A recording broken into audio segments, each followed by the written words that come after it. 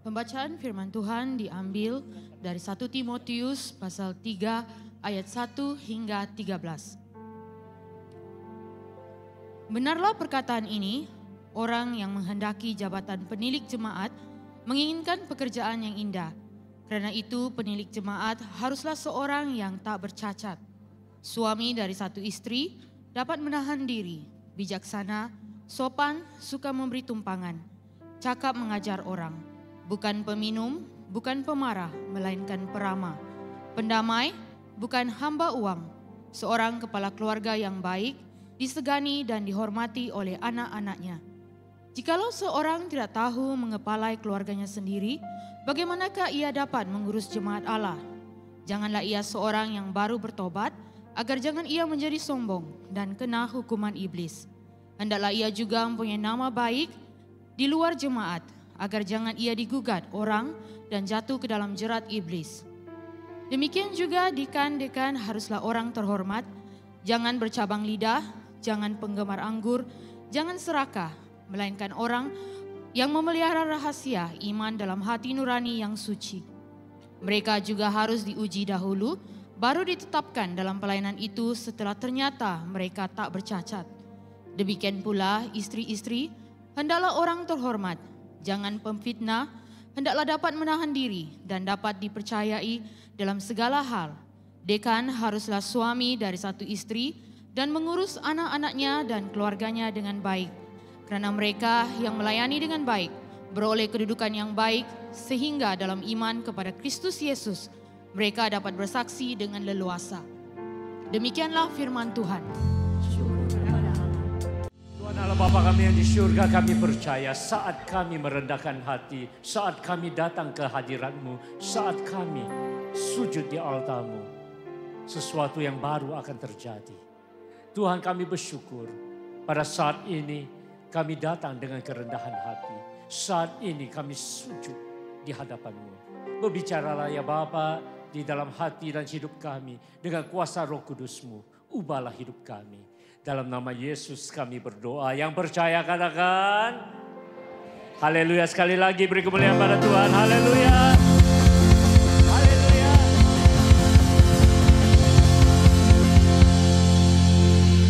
Shalom dan selamat pagi saudara-saudari dalam Kristus. Dan Tuhan besertamu. Haleluya. Sebelum kamu duduk, kata pada kiri kanan Anda, ya Tuhan besertamu. Haleluya. Sila duduk Bapak-bapak, Ibu-ibu yang dihormati.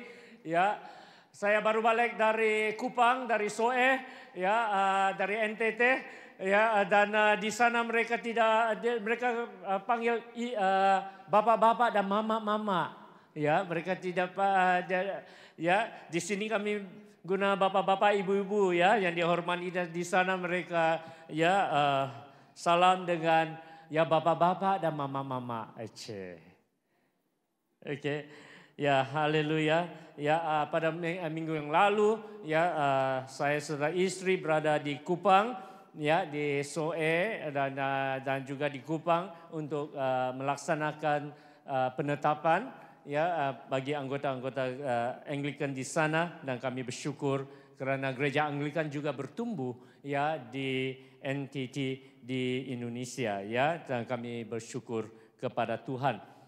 Lawatan kami ke Soe, ke Kupang ya bercampur dengan ya kegairahan dan juga dengan berat hati. Mengapa? Ya, dengan kegairahan karena ya Kupang dan Soe ya dulunya telah pun ya diinjili, dan kebanyakan tempat itu sebenarnya ya masih lagi mempunyai unsur-unsur kekristenan. Ya, di mana hari Minggu ya kedai tutup. Hari Minggu tiada Grab, tiada taksi. Ya, semua rehat. Ya, tidak ada orang kerja pada hari Minggu. Tapi apa yang sedih adalah ya oleh kerana sudah berzaman ataupun bergenerasi ya kehidupan Kristen mereka sudah menjadi sesuatu yang biasa-biasa, seperti satu amalan sahaja. Ya, walaupun hari Minggu itu ya hari Minggu adalah hari ya semuanya kata mereka ya tidak kerja, ya holiday, libur, ya. Tetapi banyak yang tidak datang gereja. Mereka pergi piknik lah, mereka pergi tempat-tempat lain lah, kecuali gereja, ya.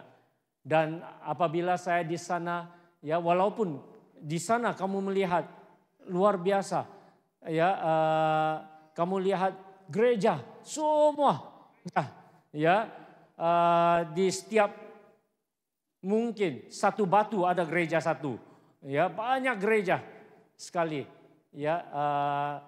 Tetapi ya semua kebanyakan mereka ya menganggap mereka Kristen.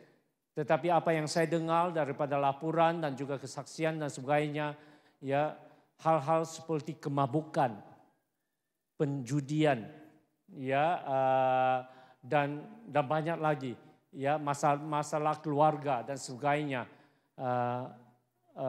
terjadi di kalangan orang-orang Kristen, ya di masyarakat Kristen, ya. Mereka tidak gereja dan dalam 10 tahun yang lalu, ya dulunya mereka kata pada saya, ya mereka kongsikan, ya dulunya 10-15 tahun yang lalu, ya tidak ada masjid boleh masuk.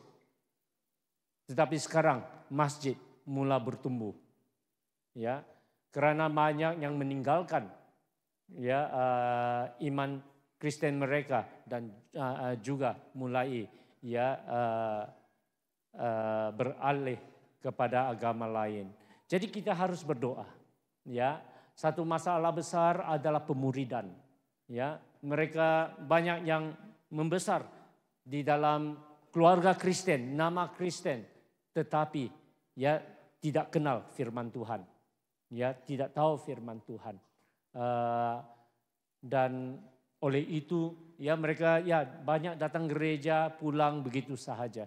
Jadi pemuridan adalah sangat penting. Jadi untuk kita yang ada di sini, ya pemuridan adalah sangat penting di dalam hidup kita. Kita harus tahu dan juga kuatkan iman kita, ya kenali siapa yang kita ikuti dan juga ya setia dalam pelayanan kita kepada Tuhan. Ada amin, saudara? Ya, jadi oleh itu seperti kursus-kursus yang kita ada seperti Alpha dan sebagainya adalah sangat penting, adalah sangat baik, di mana kita harus amalkan, ya dan juga kita harus menggalakkan lebih banyak orang mengikut. Ya berdoa, ya untuk tanah-tanah, ya dan juga banyak lagi kawasan-kawasan baru, wilayah-wilayah baru, ya di mana gereja Anglikan akan menanam gereja-gereja.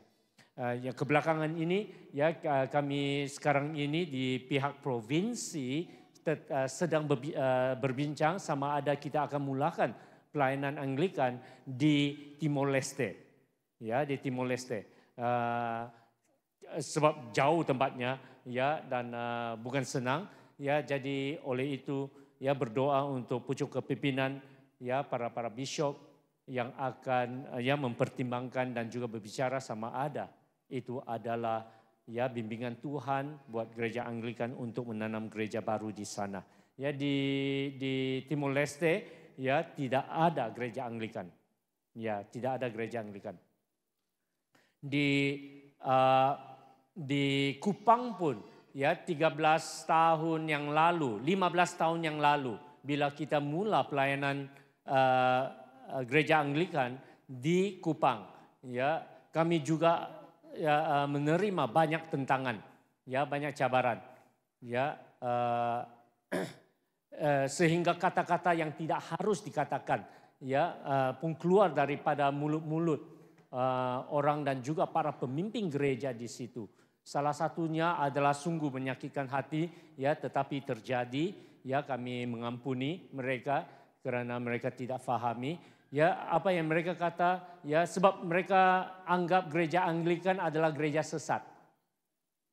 Ya mereka tidak senang menerima dan tidak mau menerima. Dan mereka kata, mereka menyebarkan ya kata-kata seperti ya lebih baik anak kami jadi Islam daripada jadi Anglikan. adu keras kata-kata itu. Itu adalah sikap dan suasana pada masa itu. Tetapi puji Tuhan, ya, puji Tuhan, ya, setelah 15 tahun, ya, dan ya, hamba Tuhan yang di sana, yang melayani di sana, ya, tidak kurang juga tantangan yang dia hadapi, tetapi dia bekerja keras, ya, gereja mulai bertumbuh di sana, ya, dan sekarang ini kita ada, ya, ada 2 kebaktian, ada 2 jemaat, satu di Kupang, satu di Soe, ya, di Kuat Nanah, dan juga ada pelayanan-pelayanan yang mulai bertumbuh di sana. Kita puji Tuhan. Ada amin. Kita juga puji Tuhan karena di Kupang saya telah berjumpa dengan 2 keluarga. Dulunya dari St. Patrick, ya. Bila saya ke sana mereka datang, wah, ya, dan sungguh bersyukur, ya, untuk bertemu dengan mereka. Dan salah satunya 13 tahun yang lalu saya mengkonfirmasi, tetapkan dia di sini sebelum dia kembali ke Kupang. Nah, hari ini dia dengan keluarganya, ya, tetap melayani dan juga, ya, dan memulakan sel group, ya, di Kupang. Luar biasa, ya. Jadi kita puji Tuhan. Haleluya. Semua kemuliaan bagi Tuhan. Haleluya. Dan hari ini adalah hari yang sangat istimewa. Minggu ini sebenarnya adalah minggu yang sangat istimewa. Ya, kita ada semalam, ya, di kebaktian Dwi Bahasa. Semalam kita telah pun menyaksikan satu kebaktian pendaftaran ataupun enrollment service, ya, Brigade Putra dan Brigade Putri, dan juga, ya, pelantikan para pemimpin muda kita di kebaktian kemarin, ya. Lebih dari 20, ya, anak-anak muda telah pun menerima, ya, pelantikan sebagai pemimpin di dalam Brigade Putra dan juga Brigade Putri. Ya, kita sangat bersyukur. Dan pagi ini juga adalah sangat luar biasa karena sebentar tadi kita telah pun melihat dan juga berdoa untuk pemimpin-pemimpin sel kita yang baru. Ya, dan juga sebentar nanti selepas khotbah saya hari ini kita juga akan, ya, menyaksikan peralihan, ya, tugasan para padri kita di zon BM kita. Dan kita juga bersyukur karena pada hari ini, ya, jemaat PJA juga bergabung di sini, beribadah bersama dan juga menyaksikan dan juga mendoakan semua para pemimpin kita. Hari ini adalah hari yang bersejarah juga di dalam pertumbuhan gereja kita, di mana hari ini, ya, Reverend Samabadin akan diangkat, ya, dan dilantik, ya, sebagai padri penasihat atau mentor, ya, di zon bahasa Malaysia, ya, sebagai penasihat dan juga mentor kepada 2 padri muda kita yang akan diberikan, ya, tugasan dan juga tanggung jawab yang lebih besar. Dan Bishop juga telah pun, ya, selain daripada Reverend Samabadin, Bishop juga telah pun melantik Reverend Enzen, ya, Reverend Enzen sebagai padri zon BM di gereja St. Patrick. Dan juga Reverend Majilus telah pun dipercayakan, ya, dengan pusat jangkauan APAS, ya, Batu Lima. Jadi ketiga-tiga pelantikan ini akan dilaksanakan selepas khotbah ini. Jadi kita semua hari ini, ya, bersatu sehati mendoakan mereka dan juga mendorong mereka, mendukung mereka di dalam pelayanan mereka. Ada amin? Ya, dan oleh itu saya hari ini telah pun membuat keputusan, ya, untuk membawakan firman Tuhan yang bertemakan kepimpinan, ya, yang bertemakan kepimpinan. Dan tajuk hari ini, ya, tajuk khotbah hari ini adalah bertumbuh sebagai seorang pemimpin. Ya, mari kita kata bersama 1, 2, 3, bertumbuh sebagai seorang pemimpin. Seni kepimpinan ya saudara-saudari yang dikasihi Tuhan adalah satu pelajaran sepanjang hayat. Ya, dalam arti kata yang lain, ya kita belajar mengenai kepimpinan sepanjang hayat. Tidak habis-habis belajar. Ya, kita tidak akan berhenti belajar mengenai kepimpinan. Karena kita tidak dapat belajar keseluruhannya. Karena ada ya yang baru boleh dipelajari. Dan apa yang kita sudah pelajari kerap kali harus dipelajari kembali. Jadi dalam hal kepimpinan, dalam seni kepimpinan adalah sesuatu yang kita harus belajar seumur hidup, sepanjang hayat. Ya. Dan tidak ada formula yang sempurna buat kepimpinan. Artinya ya tidak ada satu cara yang sempurna di dalam kepimpinan. Karena di dalam kepimpinan ya, ia memerlukan pendekatan yang berbeza. Selain daripada ya prinsip-prinsip kepimpinan dan juga anugerah dan karunia kepimpinan. Selain daripada semua ini, cara memimpin, kita juga ya memerlukan juga dapat melihat bahwa ya ada hal-hal yang lain harus faktor-faktor yang lain harus diambil kira. Seperti ya sikap, tingkah laku, ya kematangan, persekitaran pelayanan, waktunya, ya semuanya harus diambil kira di dalam pelayanan. Oleh itu, ya tidak ada satu cara yang sempurna di dalam kepimpinan. Semuanya harus memerlukan pendekatan-pendekatan tersendiri. Sebagai contoh, ya saya sekarang ini adalah ya padri penguasa di St. Patrick. Saya mempunyai ya corak kepimpinan saya tersendiri. Pendekatan saya sendiri. Ya, sikap dan juga ya karakter saya juga diambil kira di dalam kepimpinan untuk ya musim ini. Saya berbeza daripada kepimpinan sebelumnya. Dan saya tidak boleh sama sepertinya. Ini adalah musim di mana saya memimpin. Dan dengan segala karunia dan kemampuan yang Tuhan berikan kepada saya melaksanakan dengan setia. Harinya akan datang di mana seorang yang lain akan menjadi padri penguasa St. Patrick menggantikan saya. Pada hari itu orangnya adalah berbeza dengan saya. Dia tidak mungkin akan sama seperti saya. Karena dia mempunyai karakternya sendiri. Ya, dia mempunyai pengalaman dan juga ya kematangannya sendiri. Dia mempunyai corak kepemimpinannya sendiri. Dan juga pada masa itu, masa yang akan datang adalah masa yang berbeza dengan masa yang kini. Amin. Ya. Musim yang dia akan memimpin adalah musim yang berbeza dengan sekarang ini. Jadi ya persekitaran pada masa akan datang juga adalah berbeza dengan persekitaran yang sedia ada sekarang ini.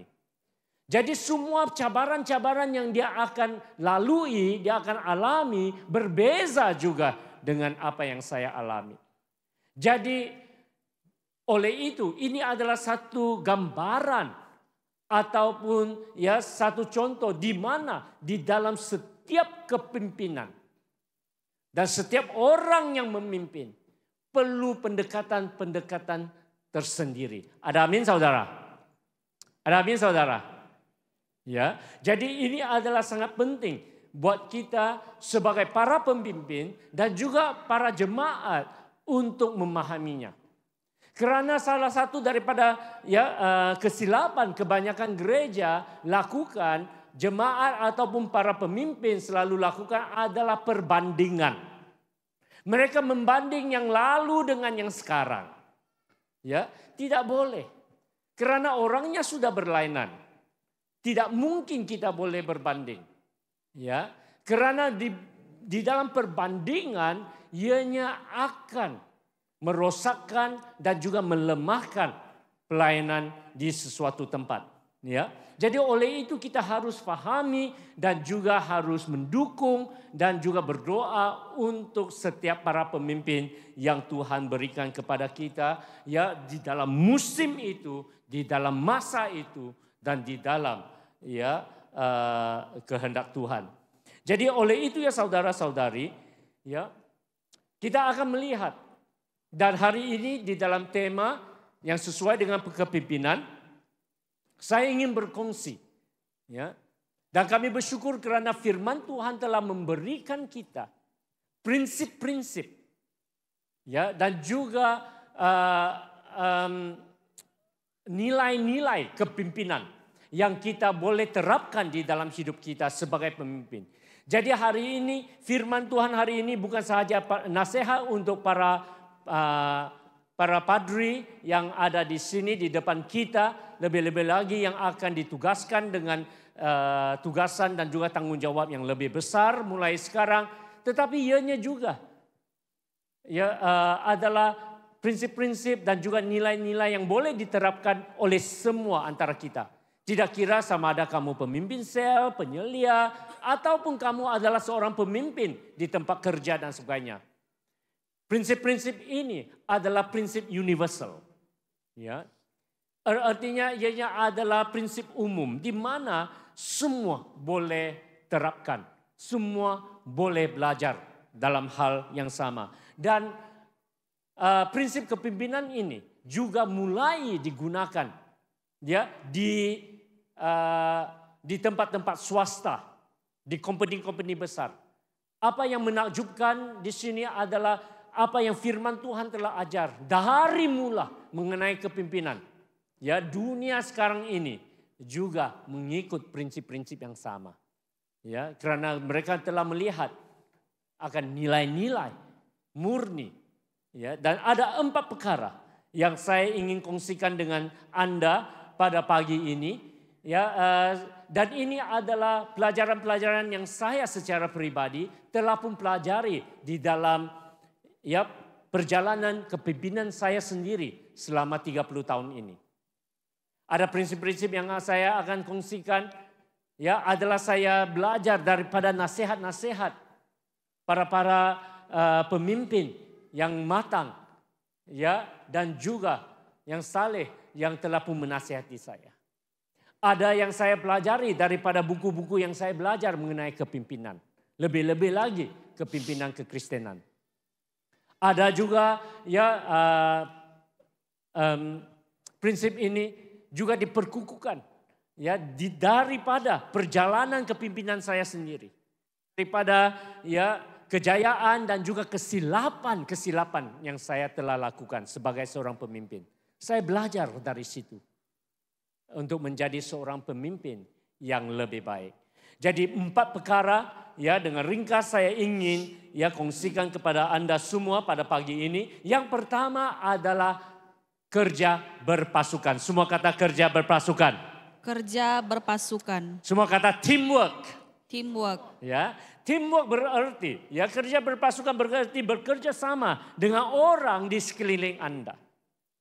Amsal 15 ayat 22 menyatakan, mari kita baca dengan suara yang kuat. 1, 2, 3. Rancangan gagal kalau tidak ada pertimbangan, tetapi terlaksana kalau penasihat banyak. Ya. Prinsip pertama yang kita harus terapkan dan belajar adalah bekerja dengan orang yang telah Tuhan tempatkan di dalam pelayanan kita semua. Bekerja dengan apa yang kita sedia ada. Dan jangan bergumul, ya, ataupun jangan mengeluh, jangan bersungut, ya, dengan apa yang kita tidak ada. Ya. Bekerja sama dengan orang yang kita ada. Jangan bersungut dengan orang-orang yang kita harapkan ada dan tidak ada. Jangan. Sebagai seorang pemimpin yang telah melayani selama ini, saya juga telah pun diberi keistimewaan untuk juga membimbing pastor-pastor muda di gereja-gereja di dalam pelayanan mereka. Salah satu daripada pergumulan ataupun sungutan mereka, ya, selalu mereka kongsikan, aduh Bishop, saya tidak ada orang menolong saya terpaksa bekerja sendirian. Tidak, saudara. Kalau kita benar-benar berdoa dan membuka mata, ada banyak orang di sekeliling kita yang dapat membantu. Ada amin? Ada amin? Ya. Tuhan senantiasa menyediakan. Jadi oleh itu, ya, bekerja sama dengan apa yang kita ada. Jangan bersungut dengan apa yang kita tidak punyai. Ya. Pelayanan gereja, kita harus bekerja sama. Para pemimpin dengan juga jemaat. Para pemimpin dengan pemimpin-pemimpin yang lain. Karena pelayanan gereja tidak dimiliki oleh seseorang. Dengar. Pelayanan gereja tidak dimiliki oleh seseorang. Tetapi ianya dimiliki oleh kita semua sebagai tubuh Kristus. Jemaat Allah. Amin saudara. Ya. Jadi Alkitab mengatakan bahwa ianya adalah suatu hikmat. Ya. Hikmat boleh diterima dengan para penasihat yang banyak. Betikan tadi di Amsal 15 mengatakan, rancangan gagal kalau tidak ada pertimbangan, tetapi terlaksana kalau penasihat banyak. Jadi apabila kita bekerja sama, menerima pendapat dan bekerja sama dengan satu sama lain, kita pasti akan berjaya. Jadi sebagai para pemimpin, ya, tidak kira sama ada di dalam konteks cell group ataupun ya zone dan sebagainya, bekerja sama dengan satu sama lain. Ada amin? Ya. Jadi pelayanan selalu melibatkan tubuh Kristus, yaitu jemaat Allah. Dan pelayanan bukan milik aku, tetapi kita bersama. Ya, kepunyaan kita bersama. Ada amin saudara? Ya, jadi ya saya tidak tahu sama ada kamu tahu dengan movie Inggris ini yang bertajuk Lone Ranger. Ya, pernah kamu tengok Lone Ranger?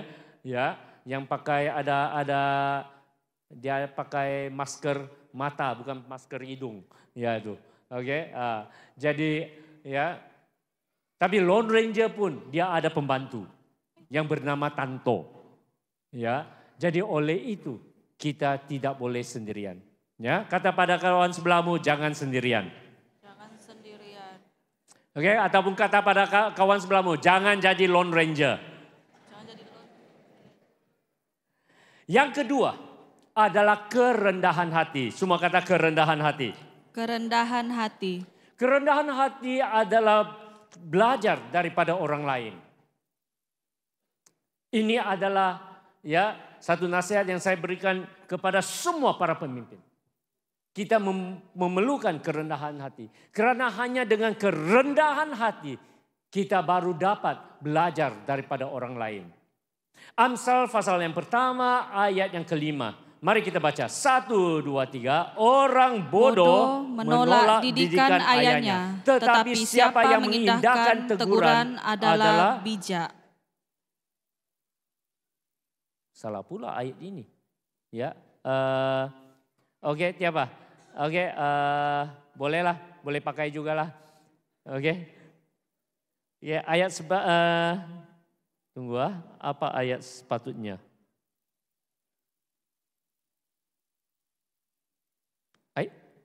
Ngam pula. Oh, mungkin ayat keempat kah? A wise man will hear and increase the learning. Cari Alkitabmu. Oke, Amsal. Buka Alkitabmu. Amsal, mananya Amsal?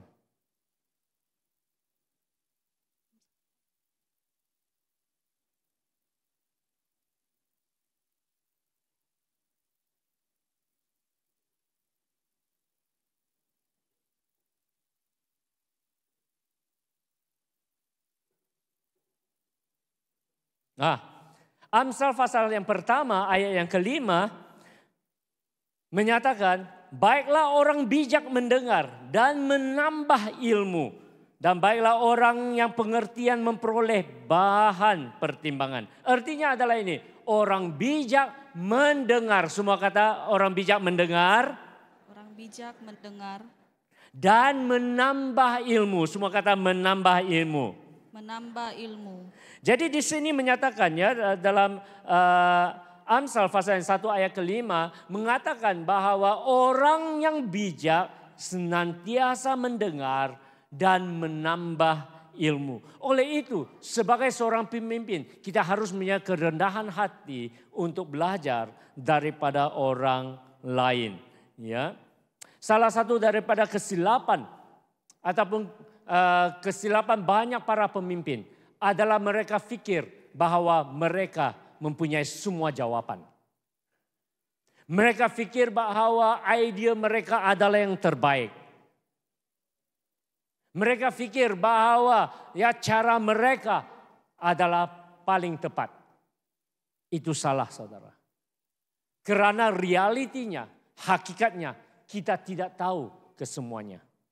Ya, kita tidak tahu segala sesuatu.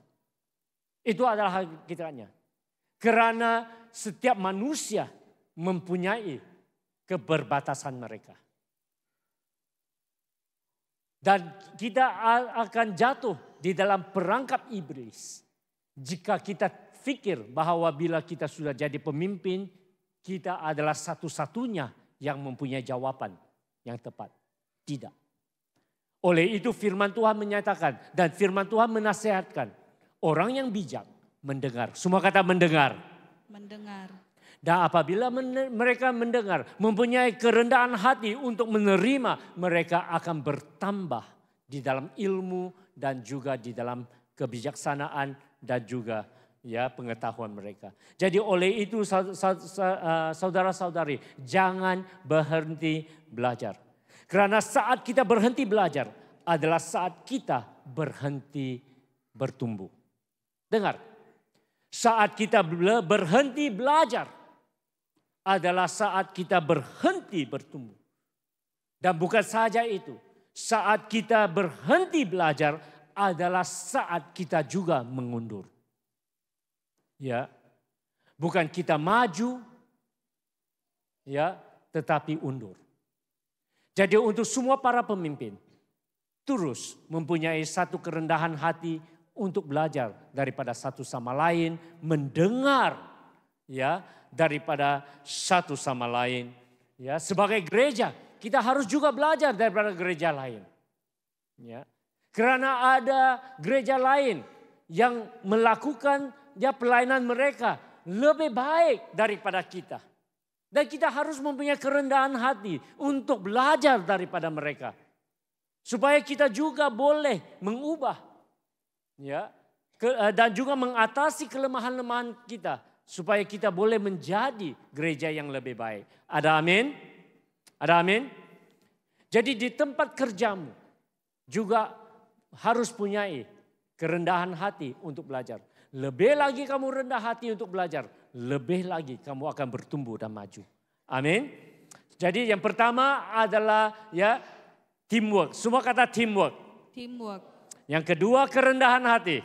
Kerendahan hati. Nah, ketiga dan keempat adalah pelajaran yang lebih susah untuk dipelajari.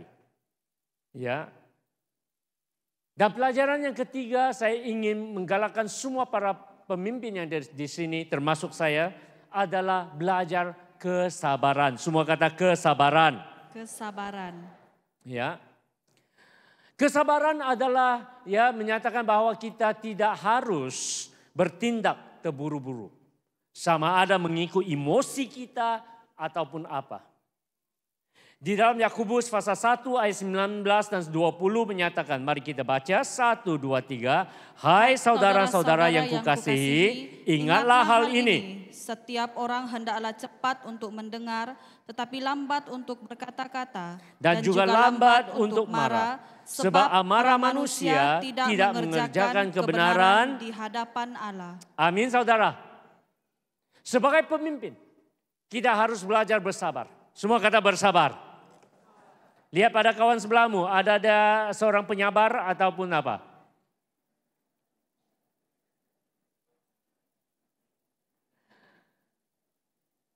Kata pada kawan sebelahmu, sabar saudara.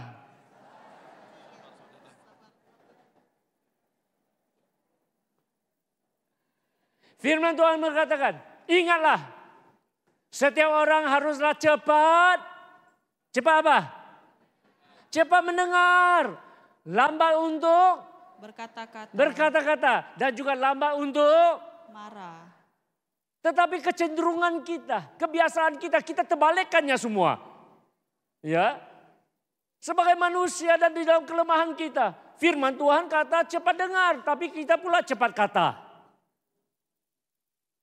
Firman Tuhan kata ya lambat berkata-kata, kita pula lambat dengar. Firman Tuhan kata lambat jadi marah, kami pula cepat marah. Oleh itu istilah panas baran terjadi. Ya. Jadi di sini firman Tuhan berkata kepada semua sebenarnya, lebih-lebih lagi kepada para pemimpin. Ini adalah harus, ya. Ini adalah wajib untuk semua para pemimpin. Kalau ini dituntut kepada semua jemaat, lebih lagi ini diwajibkan untuk para pemimpin. Yaitu kita harus cepat mendengar, lambat berkata-kata, dan lambat marah. Ini adalah sesuatu yang bukan senang untuk pelajari. Senang untuk dikatakan, tetapi susah untuk dilakukan. Setiap antara kita pasti bergumul dalam hal ini. Ya. Tetapi ini adalah sangat penting. Kesabaran ya untuk belajar untuk tidak terburu-buru. Mengikut emosi ya dan sebagainya. Ini adalah sangat perlu. Ya. Kenapa saya kata bahwa kesabaran itu sangat susah untuk pelajari. Lebih-lebih lagi sebagai pemimpin. Kalau kamu sudah menjadi seorang pemimpin, kamu punya satu visi untuk dicapai. Kamu sudah ada plan-plan kamu. Kamu sudah ada rencana kamu untuk ya dan tujuan kamu ya untuk mencapai. Kamu sudah tekad melakukannya. Tetapi kalau ada ya tentangan, ada kritikan dan sebagainya, ada persoalan dan sebagainya. Wah, kami tidak sabar. Dan kami anggap semua kritikan itu ya adalah ya tentangan atas pelayanan kita. Tidak semestinya saudara. Tidak semestinya, bukan semua ya kritikan berunsur kejahatan. Bukan semua kritikan adalah salah atau jahat.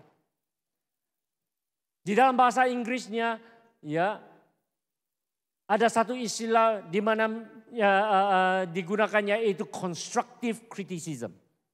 Ada kritikan yang membangun, yang membangunkan, yang dapat menolong. Sebagai seorang pemimpin, kalau kita mempunyai kerendahan hati untuk mendengar, mempunyai sikap untuk bekerja sama, dan juga mempunyai kesabaran untuk menerima, cepat mendengar, lambat kata, lambat marah, maka ya setengah antara kritikan-kritikan ataupun komen-komen yang berunsur baik akan membantu kita untuk menjayakan pelayanan kita. Ada amin saudara? Ya. Jadi kesabaran itu adalah satu nilai ya dan juga satu prinsip yang sangat penting buat semua para pemimpin harus belajar.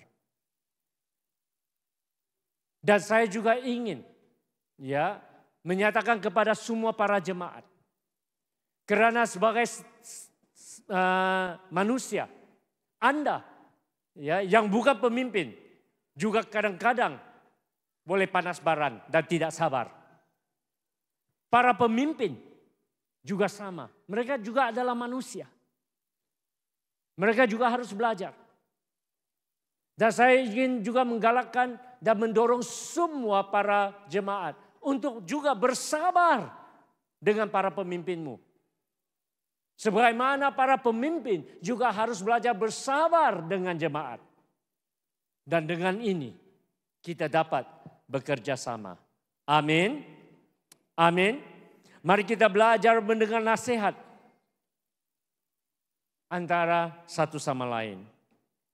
Jadi 3 sudah, yang keempat yang paling susah untuk pelajari. Dan yang keempat ini kita harus belajar berulang kali. Berarti kali ini mungkin kamu berjaya, tidak garanti. Yang seterusnya kamu juga akan berjaya. Karena di dalam setiap situasi kamu harus belajar kembali. Semua kata belajar kembali. Belajar kembali. Ya. Kamu mungkin lulus ujian kali ini. Tidak semestinya kamu akan lulus ujian yang seterusnya. Yaitu dalam hal pengampunan. Prinsip dan juga nilai yang keempat. Yang dimana Anda dan saya perlu ada. Lebih-lebih lagi jikalau kamu adalah seorang pemimpin gereja. Adalah belajar mengampuni. Semua kata belajar mengampuni. Belajar mengampuni. Belajar mengampuni ini diumpamakan seperti mati 1000 kematian ataupun 1000 kali. Ya. Di dalam 2 Timotius pasal 4 ayat 16. Mari kita baca 1, 2, 3. Pada waktu pembelaanku yang pertama tidak seorang pun yang membantu aku. Semuanya meninggalkan aku. Kiranya hal itu tidak ditanggungkan atas mereka. Bayangkan. Ini adalah kata-kata Paulus, Rasul Paulus. Yang telah memberikan seluruh hidupnya, tenaganya, jiwa raganya kepada gereja. Tetapi pada saat-saat di mana dia sangat-sangat memerlukan dukungan dan sokongan. Apa yang dikatakan di sini? Pada saat yang dia paling memerlukan, tidak seorang pun yang membantu aku. Semuanya meninggalkan aku. Aduh. Sakit. Bayangkan Rasul Paulus yang kami sanjungi melalui cabaran ini. Tetapi apa yang dia katakan? Apakah cara tindak balasnya ataupun responnya? Kiranya hal itu jangan ditanggungkan atas mereka. Sebagai hamba-hamba Tuhan, para pemimpin di gereja, ini adalah diwajibkan. Supaya kita semua harus belajar mengampuni. Semua kata mengampuni. Mengampuni. Kenapa? Karena kita semua adalah hamba-hamba Kristus. Dan Kristus telah pun meneladani pengampunan.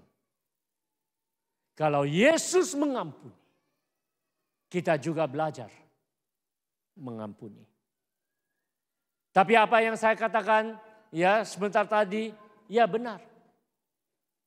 Ini adalah salah satu pelajaran yang paling susah,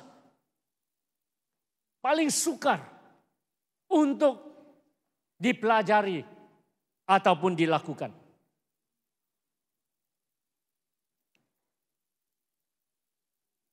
Ianya akan bertambah parah. Menjadi lebih susah. Kalau berlakunya ketidakadilan atau fitnah terhadap dirimu. Apabila orang berfitnah mengatakan kata-kata yang kamu bukan. Kamu tidak lakukan. Ataupun memanggil nama-nama, memberikan nama-nama atasmu di mana kamu bukan orangnya. Itu adalah saat-saat yang paling menyakitkan. Dan itu adalah saat-saat yang paling susah untuk mengampuni. Tetapi ketika itulah, saat itulah, kamu perlu belajar mati 1000 kali. Istilah mati 1000 kematian, die 1000 death, adalah satu nasihat yang saya terima semasa saya masih menjadi padri muda. Ya, ada satu padri ya yang saya hormati menasihati saya. Ya, di dalam kepimpinan kamu harus belajar mati 1000 kali. Pada masa itu saya masih muda. Saya sebenarnya tidak pahami apa yang dia coba katakan. Ya, kata-kata itu sedap didengarlah. Wah, mati 1000 kali. Tetapi hanya apabila saya mulai menjadi padri penguasa dan lepas itu menjadi, ya Tuhan telah pun memberi keistimewaan dan juga ya kesempatan untuk ya melayani gerejanya di dalam kedudukan-kedudukan yang lebih tinggi, baru saya paham apa artinya harus mati 1000 kali. Apabila orang ya salah fahami saya, apabila orang mulai fitnah saya, apabila orang mulai tuduh saya, itulah saat-saatnya di mana saya harus mati kepada diri saya sendiri. Saya harus mati kepada kesakitan hati saya. Saya harus mati kepada diri sendiri. Yang dikatakan manusia ada 1 nyawa. Kucing ada 9 nyawa. Tetapi sebagai hamba Tuhan, kamu perlu 1000 nyawa. Karena kamu dituntut untuk mati 1000 kali. Belajar mengampuni. Belajar melepaskan. Firman Tuhan mengajar kita bagaimana kita menantangi ya serangan-serangan dan juga tuduhan-tuduhan dan juga ya tentangan-tentangan yang berlainan. Di dalam hidup Rasul Paulus kita pelajarinya. Ini adalah salah satu yang telah membantu saya di dalam pelayanan saya selama 30 tahun. Bukan senang untuk belajar, tetapi telah banyak membantu saya. Di dalam gereja, ya, di dalam gereja sepatutnya kita semua saling mengasihi, betul? Halo, betul? Bukankah kita harus saling mengasihi? Amin. Kita harus saling mendukung, betul? Kita harus saling membantu dan juga bekerja sama, betul? Iya, benar. Itulah yang diamanatkan, itu adalah yang dituntut oleh Tuhan atas seluruh gerejanya. Tetapi secara hakikatnya di dalam setiap gereja, oleh karena ada banyak orang-orang yang berbeza, latar belakang yang berbeza, sikap yang berbeza dan sebagainya.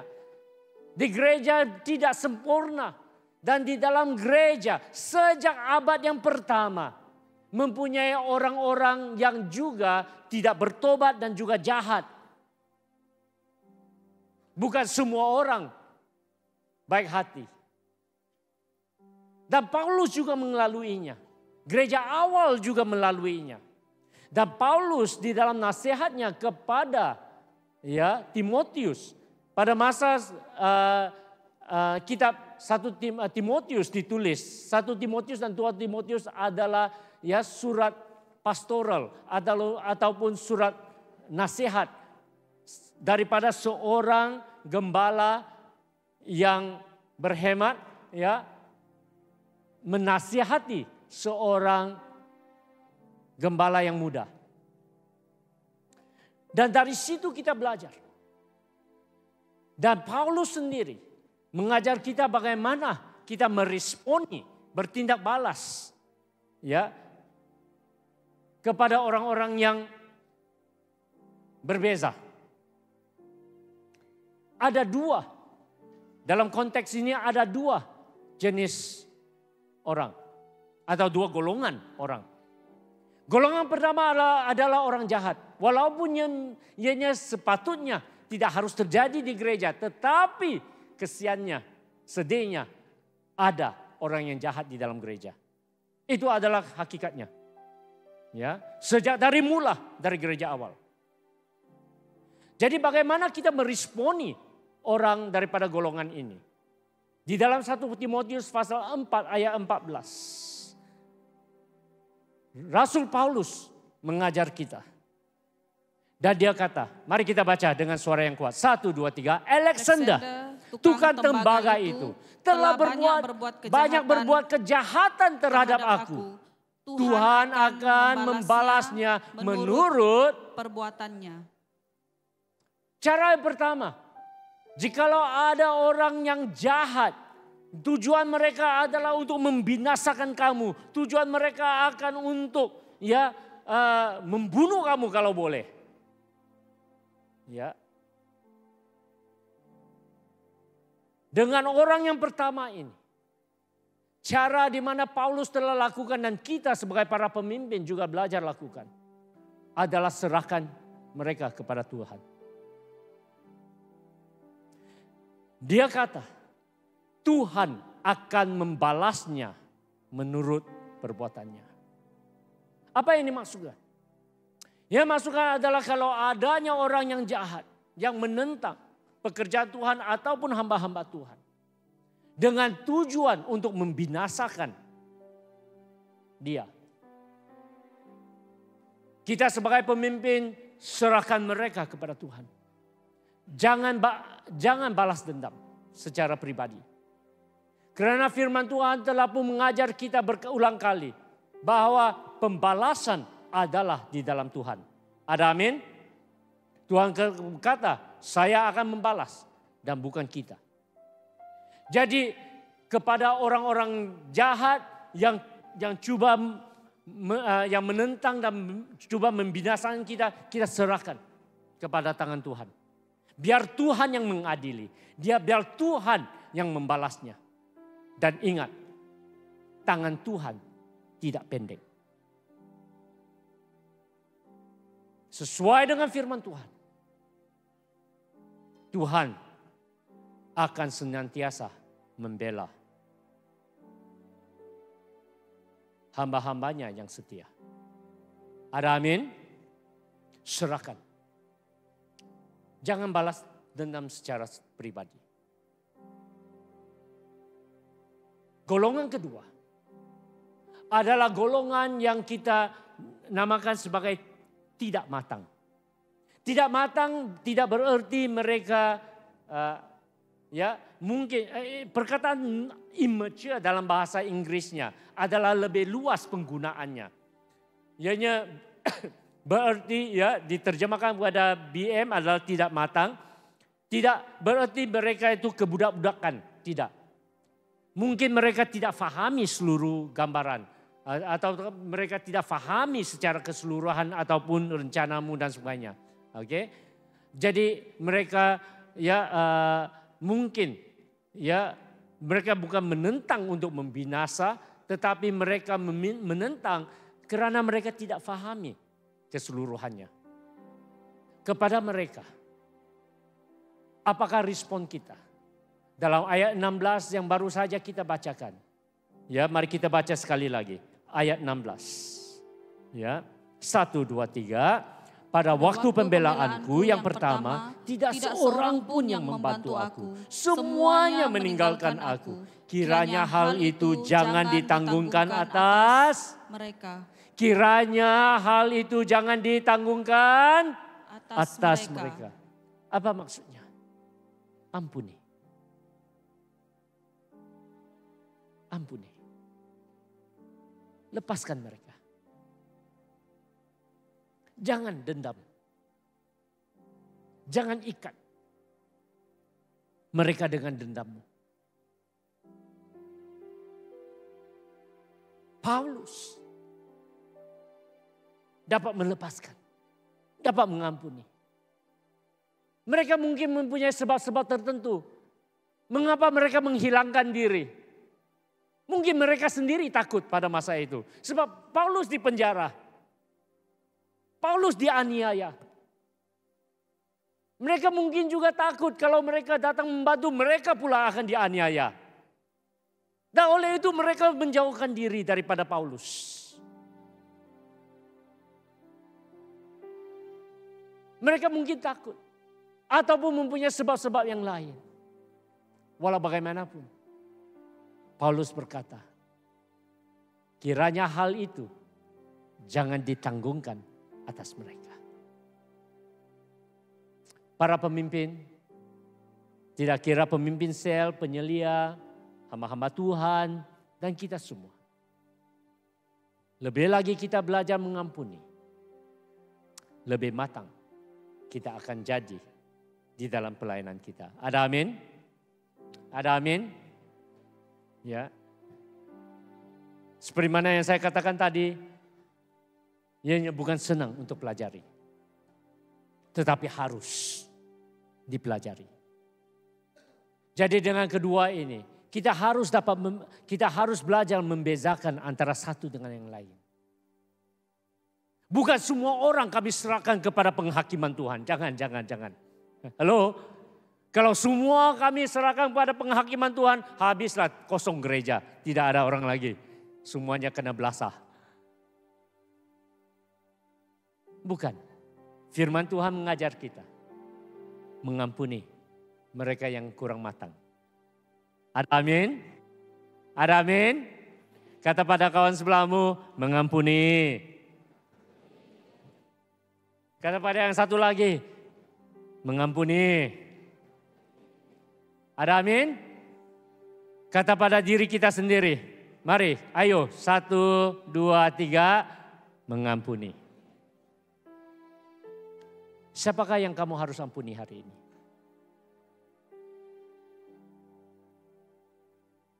Mungkin suamimu, mungkin istrimu, mungkin anak-anakmu, mungkin ibu bapakmu.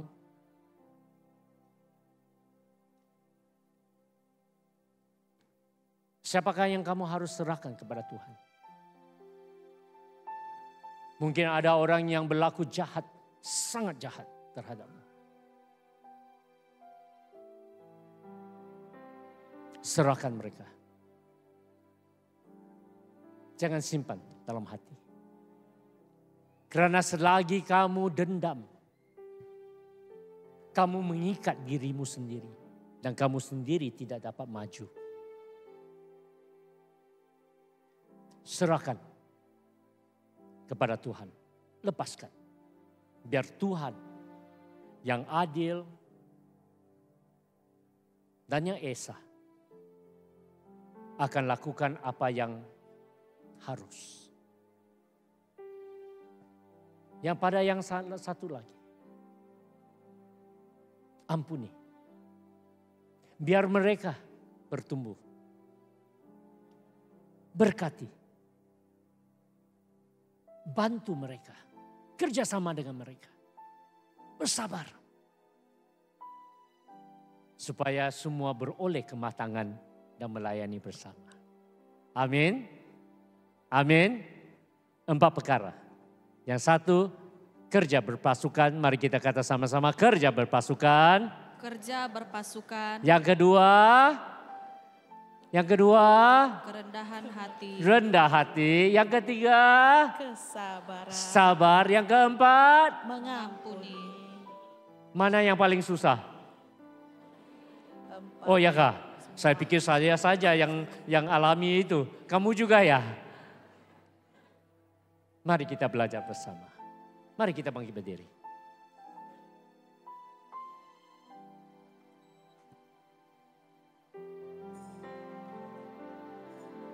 Saat ini, mari kita mengingati semua para pemimpin kita. Sebentar nanti kita akan menyaksikan pelantikan dan peralihan tugas. Dan kami terus mendukung. Saya juga mensyawarkan dan juga menggalakkan, menasihati Reverend Anzen, Reverend Majulus, Reverend Samamadin, dan semua para padri saya yang ada di sini. Untuk terus belajar 4 perkara ini. Ada banyak lagi yang harus dipelajari. Sekurang-kurangnya 4 ini. Amin. Sebagai seluruh gereja, kita juga bekerja sama. Karena pesanan ini bukan sahaja untuk para padri, para pemimpin. Tetapi kita semua. Karena kita semua harus bekerja sama juga. Ada amin? Kita semua harus merendahkan hati. Amin. Kita semua harus belajar bersabar. Amin. Dan kita semua harus belajar saling mengampuni. Mari kita menyanyi sebagai persiapan peralihan tugas.